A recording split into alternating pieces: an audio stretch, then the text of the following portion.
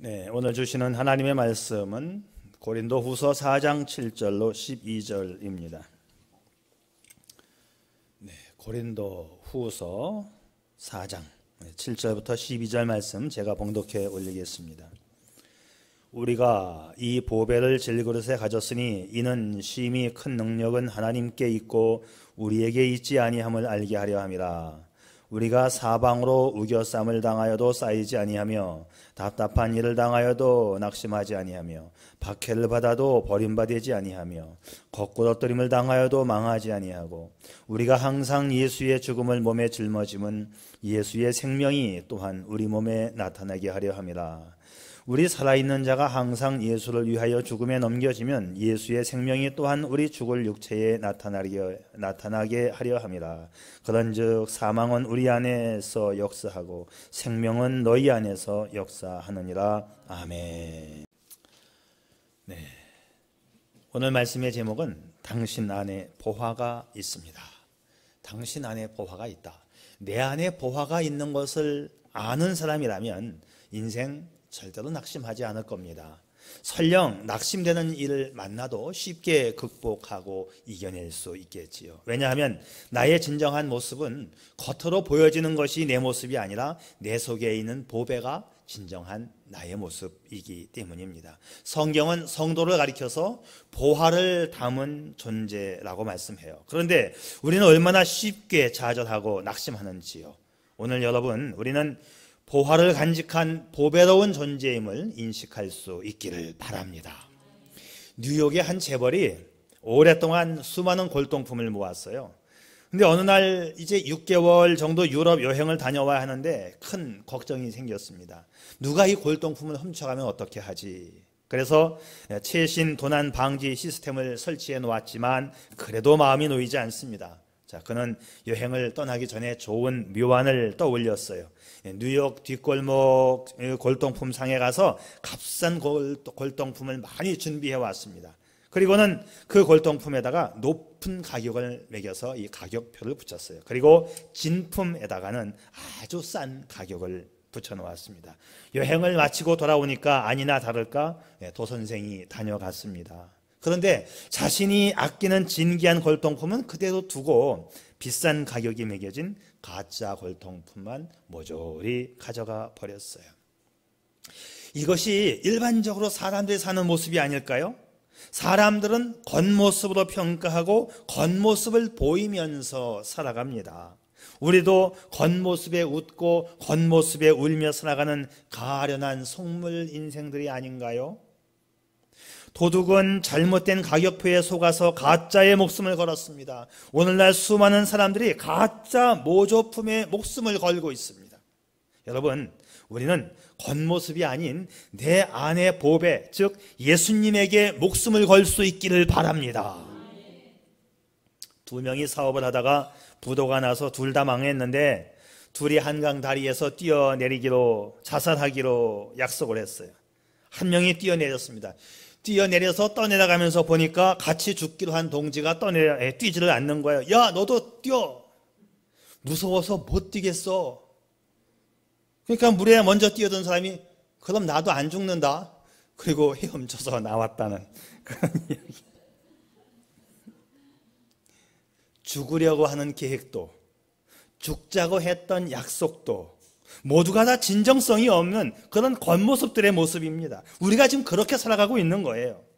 자, 그래서 인간의 겉모습은요, 진정성이 없는 사실상 초라한 모습이고 속물 그 자체입니다. 그래서 성경은 인간을 뭐라고 표현하느냐? 인간은 질그릇이야. 질그릇이 의미하는 바는 우선 값이 싸, 우선 천해, 그리고 잘 깨져. 그게 우리의 모습이에요. 자, 그러나 그 진정한 가치는 그 질그릇 겉모습에 있는 것이 아니고 그 질그릇에 무엇을 담고 있느냐로 그 질그릇은 평가됩니다. 성경은 우리가 질그릇이지만 그 안에 참 진리이신 보배로운 예수 그리스도가 담겨 있다고 말씀하고 있습니다. 오늘 당신이 살아가는 그 내면의 힘은 뭡니까? 당신이 진정 바라고 추구하는 삶의 가치가 뭡니까? 당신 안에 있는 그 보배로우신 주님을 발견하고 당신의 인생의 가치가 변화될 수 있기를 바랍니다. 이사야 선지자는 구원받은 이스라엘의 모습을 그렇게 설명했죠. 내가 내 눈에 보배롭고 존귀하여 내가 너를 사랑하였은즉. 이 말을 풀어서 쓰면 너는 내 눈에 넣어도 아프지 않을 만큼 나의 귀염둥이, 나의 사랑하는 존재야, 이런 뜻입니다. 그러나 안타깝게도 사람들은 보배이신 예수 그리스도를 담고 있으면서도 그 가치를 인식하지 못하는 성도들이 참 많아요. 내 안에 계신 예수 그리스도가 얼마나 귀한 보배인지를 모릅니다. 성도는 보배롭고 존귀한 존재로 살아야 하는데 이 사실을 모르면 초라한 인생을 사는 겁니다. 여러분, 겉으로 보이는 내 모습이 아니라 내 안에 계신 보배로운 예수 그리스도가 내 모습인 것을 여러분 인식할 수 있기를 바랍니다. 오늘 7절 말씀을 보면 아주 중요한 성경 구절인데요, 오늘 전체를 해석할 수 있는 중심 구절입니다. 우리가 이 보배를 질그릇에 가졌으니. 우리는 분명히 약하고 값싸고 볼품없는 질그릇인데 보배를 담은 질그릇이다 라고 말씀합니다. 이것이 우리의 내면적 본질이고 절대적인 가치이고 우리의 희망입니다.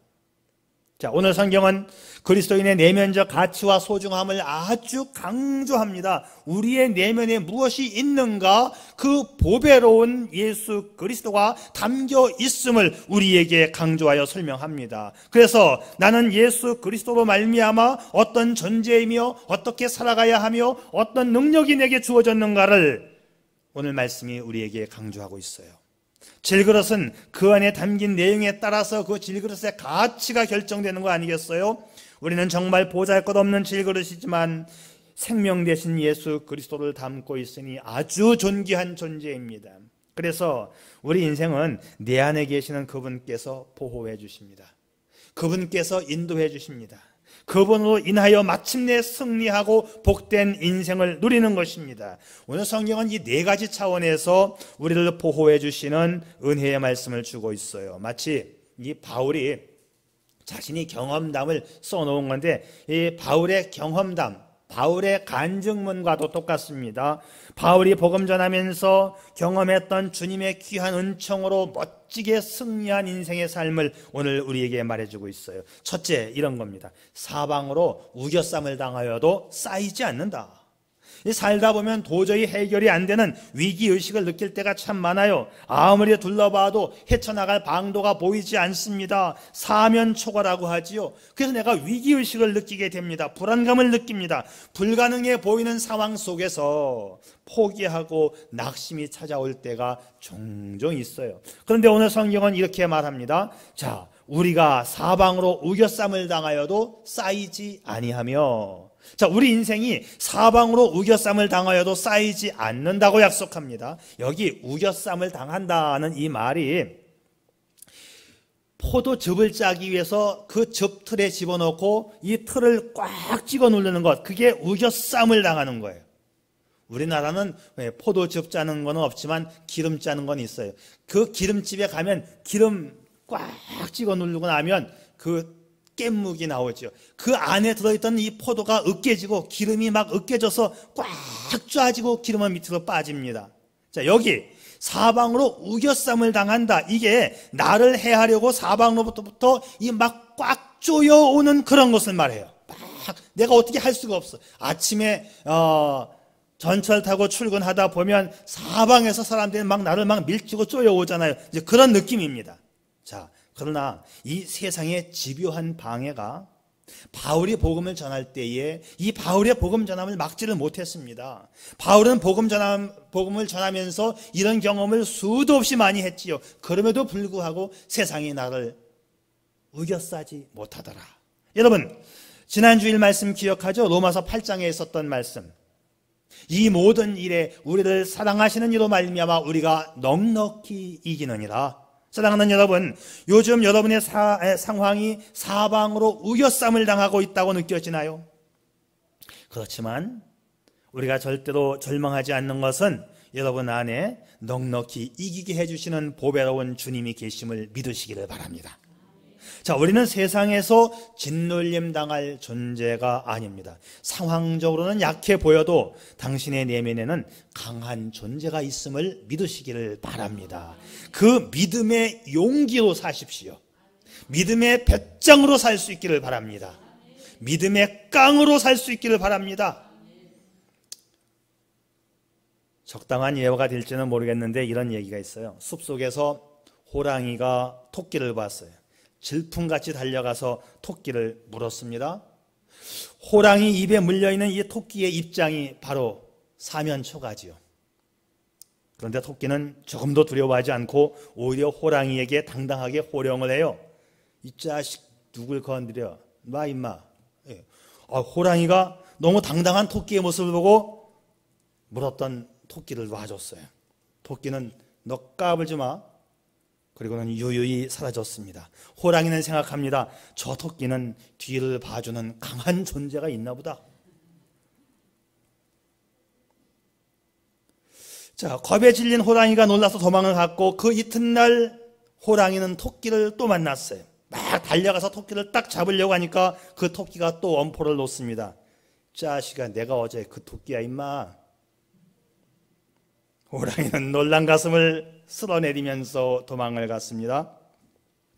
다음날 호랑이는 그 토끼가 아닌 다른 토끼를 보고 여유만만하게 달려가서 물으려고 하니까 그 토끼는 이렇게 말합니다. 이 자식아, 네 소문 다 났어. 너 겁쟁이라고. 호랑이는 망신까지 당하면서 도망쳤다는 믿거나 말거나의 이야기입니다. 자, 우리의 상황도 이 토끼처럼 도저히 내 힘으로는 해결할 수 없는 불가능의 상황을 만날 수 있지만 그러나 토끼처럼 담대할 수 있기를 바랍니다. 물론 토끼는 아무 능력도 없으면서 믿을 만한 구석도 없으면서 큰 소리친 만용과 객기에 불과합니다만 우리 안에는 천지를 창조하시고 다스리시는 전능자 예수 그리스도가 계십니다. 그래서 주님께서는 우리의 보배가 되시고 우리와 함께 하시고 능력 주심을 믿으시기를 바랍니다. 사방으로 우겨쌈을 당하여도 쌓이지 않음을 믿으시기를 바랍니다.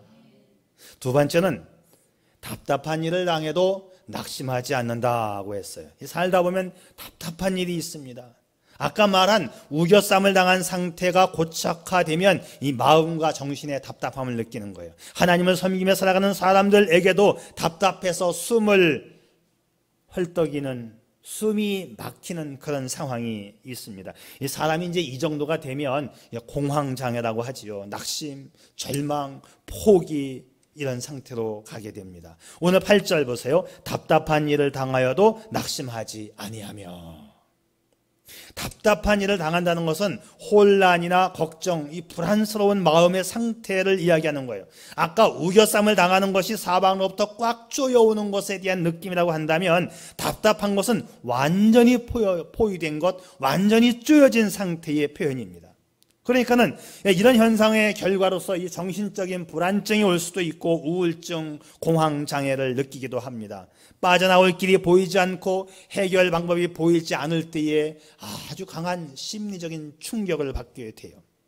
자, 그러나 이런 경우를 만나도 바울은 낙심하지 않는다. 왜냐하면 하나님이 함께 하시면 길이 열리기 때문이지요. 이 능력의 보배가 우리 속에 있기 때문입니다. 이 보배로운 능력의 주님을 소유한 저와 여러분이라면 답답한 일을 당해도 낙심하지 않기를 바랍니다. 우리가 어떤 경우에 처하더라도 내게 능력 주시는 그분을 믿고 기도하면 주께서 우리가 상상할 수 없는 일들을 만들어내서 우리에게 길을 주심을 믿으시기를 바랍니다. 세 번째는 이렇게 말하네요. 박해를 받아도 버림받지 않는다. 앞에서 말한 우겨쌈을 당하고 답답한 일을 당하는 것이 정신적이고 심리적인 고통이라면 박해를 받는다는 것은 물리적이고 육체적인 고통입니다. 바울은 이어지는 9절 말씀에서 박해를 받아도 버림받지 아니한다 했어요. 바울 사도는 복음을 전하면서 그 얼마나 많은 박해를 받았는지 몰라요. 고린도 후서에 있는 말씀을 제가 한번 읽어드리겠습니다. 내가 수고를 넘치도록 하고 옥에 갇히기도 더 많이 하고 매도 수없이 맞고 여러 번 죽을 뻔하였으니 유대인에게 40에 하나 감한 매를 5번 맞았으며 3번 태장으로 맞고 1번 돌로 맞고 3번 파선하는데 일주일을 기품에서 지냈으며 여러 번 여행에 강의 위험과 강도의 위험과 동족의 위험과 이방인의 위험과 시내의 위험과 광야의 위험과 바다의 위험과 거짓 형제 중의 위험을 당하고, 바울은 복음 전파로 인한 박해가 극심했지만 이 복음 전파 사역을 중단시키지는 못했습니다. 오히려 더 힘있게 복음을 증거했지요. 박해를 당했지만 버림받지 않고 하나님의 복음을 왕성하게 전파할 수 있었습니다. 여러분, 세상은 폭풍우가 몰아치는 험난한 바다와 같아요. 그래서 인생은 고해다, 고통스러운 바다다, 그런 말을 하지요. 그러나 우리가 흔들리지 않는 것은 보배로운 주님께서 붙들어 주시기 때문입니다. 우리는 박해를 받아도 버림받지 않음을 믿으시기를 바랍니다. 이 사회생활을 하면서 대인관계에서 어려운 것 중에 하나가 왕따 당하는 거예요. 같이 어울려주지 않습니다. 따돌림 받고 소외되어서 내가 외톨이 되는 것처럼 힘든 게 없어요. 근데 우리가 예수를 믿다 보면 자연적으로 또 그렇게 되기도 합니다. 함께 술자리에 어울리지 못하는 왕따, 세상 향락과 유흥에 어울리지 못하는 왕따, 우리는 이런 종류의 박해를 세상에서 받을 수 있습니다. 그래서 우리는 일시적으로 버림받고 물리적으로 손해를 보는 상황이 올 수도 있지만 하나님이 인도해 주시고 하나님이 채워주시고 하나님이 더 풍성케 해주심을 믿으시기를 바랍니다. 자, 우리 주님의 약속의 말씀은요, 우리에게 큰 힘이 돼요. 세상에서는 너희가 환난을 당하나 담대하라, 내가 세상을 이기었노라. 자, 우리가 사는 세상은 어차피 환난을 당할 수밖에 없는 세상이에요. 이 땅은요, 잠시 살다가 떠나가는 나그네 길이잖아요. 그 나그네 길에 환난이라고 하는 것은 예정된 불청객입니다. 어떻게 나그네 길이 항상 좋은 일만 있겠어요? 이런 말 들어봤어요? 모기도 고향 사람보다는 타향 사람을 더 많이 분다. 나그네 된 우리는 당연히 박해를 받을 수밖에 없는 거예요. 자, 그러나 우리에겐 세상을 이기신 보배로운 주님이 계십니다. 그 주님 때문에 박해를 받아도 버림받지 않음을, 그리고 세상을 넉넉히 이기게 됨을 믿으시기를 바랍니다. 마지막으로 거꾸러뜨림을 당해도 망하지 않는다고 되어 있어요. 거꾸러뜨림을 당하여도 망하지 않는다. 자, 물리적인 박해가 심해지면 죽음 직전으로 내몰리는 상황이 올 수도 있겠지요. 그것이 바로 거꾸러뜨림이에요. 자, 거꾸러뜨림을 당하여도 망하지 않는다. 여기서 망하지 않는다가 죽음에 이르지 않는다, 그런 뜻이에요. 죽음에 이르지 않는다. 이것은 바울이 전도하는 과정에서 심한 고문과 박해를 당하고 사지로 넘겨졌지만 죽지 않았음을 경험했기 때문에 할 수 있는 말입니다.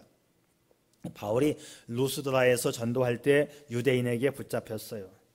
만신창이가 되도록 두들겨 맞았습니다. 바울이 죽은 줄 알고 성문 밖으로 다 갖다 버렸는데 하나님께서 바울을 다시 살려서 복음을 전하게 했어요. 자, 거꾸러뜨림을 당해도 망하지 않는다. 사지로 몰리고 죽음 직전에 갔다 할지라도 망하지 않고 죽지 않음을 믿으시기를 바랍니다. 자, 바울은 전도하는 과정에서 수없이 이런 일을 당해서 거꾸러뜨림을 당했습니다. 그럼에도 불구하고 오뚜기처럼 다시 살아나서 복음을 전하게 됩니다. 바울이 우리에게 이 말씀을 주시는 이유는 성도는 거꾸러뜨림을 당하나 결코 망하지 않음을 확신시켜주고 싶은 거예요. 죽음 직전으로 내몰려도 망하지 않음을 확신하면서 당당하게 살아가시기를 바랍니다. 이것이 성도의 삶의 축복입니다. 어떤 사람은 이제 다 끝났다, 끝장이야, 끝장. 그런데 성도의 삶에 끝장난 인생은 없습니다. 성도에게는 아무리 큰 시련이 있어도 이 시련 속에는 반드시 하나님의 선하신 계획과 손길이 있는 것이지요. 다 끝난 것 같지만 주께서 예비한 축복과 행복의 여정은 아직도 남아있음을 믿을 수 있기를 바라요. 다만 우리에게는 그 예비된 축복을 기다리는 믿음이 필요합니다. 우리에게 필요한 것은 하나님이 약속한 그 축복을 기다리며 기도하는 믿음이 필요한 것입니다. 자, 여러분, 하나님이 예비하신 축복을 바라보는 믿음의 눈을 가질 수 있기를 바라요. 자, 말씀을 정리합니다. 우리의 겉모습은 질그릇입니다. 얼마나 연약한지요. 말 한마디에도 상처받고, 보이지 않는 코로나 때문에도 걱정하고, 작은 바이러스 때문에 내가 아픔을 당해야 하고, 내 육신의 그 질병 하나 때문에 내가 골골골 해야 합니다. 이게 우리의 모습이에요. 질그릇입니다. 살다 보면 시시각각으로 내가 실패하기도 하고, 사방으로 우겨쌈을 당하기도 하고, 답답함을 당하기도 하고, 때로는 거꾸러뜨림을 당하기도 합니다. 그런데 당신을 향한 하나님의 선하신 계획을 믿을 수 있기를 바랍니다. 그래서 우리는 하나님의 시선과 하나님의 안목으로 세상을 바라봐야지, 내 판단과 내 시선으로 세상을 바라보게 되면 우리 세상 못 삽니다. 이 세상이 얼마나 우리를 사방으로부터 우겨싸고 답답한 일을 당하고 거꾸로 때리고 우리를 쪼여오는 것들이 얼마나 많아요. 여러분, 우리의 시선으로 판단하고 생각하지 말고, 세상을 바라보지 말고, 하나님의 계획 속에 하나님의 안목으로, 주님의 시선으로, 주님의 심장으로 이 세상을 살아갈 수 있기를 바랍니다. 거북이 한 마리가 부산에서 서울로 출발을 했어요. 한참을 가다 보니까 지렁이 한 마리가 하고 있어요. 어디 가니? 서울 가. 나도 서울 간다. 내 등에 타. 지렁이를 태우고 서울로 올라가는데 한참 가다 보니까 군뱅이를 만났어요. 어디 가니? 서울 가. 내 뒤에 타. 나 서울 간다. 그래서 거북이가 지렁이 한 마리하고 군뱅이를 태우고 서울로 가는 거예요. 근데 거북이 등에 타 있는 지렁이하고 군뱅이가 이제 타 있었는데, 군뱅이가 지렁이에게 하는 말이, 야, 꽉 잡아. 되게 빠르다. 아우, 어지럽다, 야. 잘못하면 떨어지겠어. 군뱅이 눈에는 거북이가 무척 빠른 거예요. 지금 로켓 타고 가는 거하고 똑같은 겁니다. 군뱅이는 세상에 태어나서 이렇게 빠른 여행은 처음입니다. 여러분, 혹시 내가 경험하지 못했기 때문에, 내가 알지 못하기 때문에 믿지 못하는 어리석음을 범하고 있는 거 아닐까요? 하나님의 관점에서 하나님의 능력을 가지고 이 세상을 바라보면 아무것도 아닌데, 여러분, 믿음으로 산다는 게 뭐예요? 예수를 주님으로 고백한 성도는 예수가 인생의 주인됨을 믿는 것이 믿음으로 사는 것입니다. 겉사람의 생각과 판단으로 사는 것이 아니라 속사람의 보화이신 예수 그리스도의 능력으로 사는 것이 믿음이에요. 속사람의 예수 능력으로 인생의 역전과 최종 승리를 확신하며 그 예수님 꽉 붙잡고 아름다운 삶을 살아가는 여러분 되시기를 축복합니다. 그래서 성도는 사방으로 우겨쌈을 당하여도 쌓이지 않고, 답답한 일을 당하도 낙심하지 않고, 박해를 받아도 버림받지 않고, 거꾸러뜨림을 당해도 망하지 않는 것입니다. 겉모습은 연약한 질그릇이지만, 작은 질병과 보이지 않는 코로나에 벌벌 떠는 우리들이지만, 우리 안에 계시는 보배로우신 주님은 전능하신 주님이십니다. 연약한 질그릇이지만 이 속에 담겨있는 예수 그리스도의 그 보배로 세상을 살아가는 성도들입니다. 예수를 잘 믿음으로 내 그 질그릇 속에 성령의 풍성한 보화를 날마다 가득가득 채워가는 성도가 되시기를 축복합니다. 기도하겠습니다.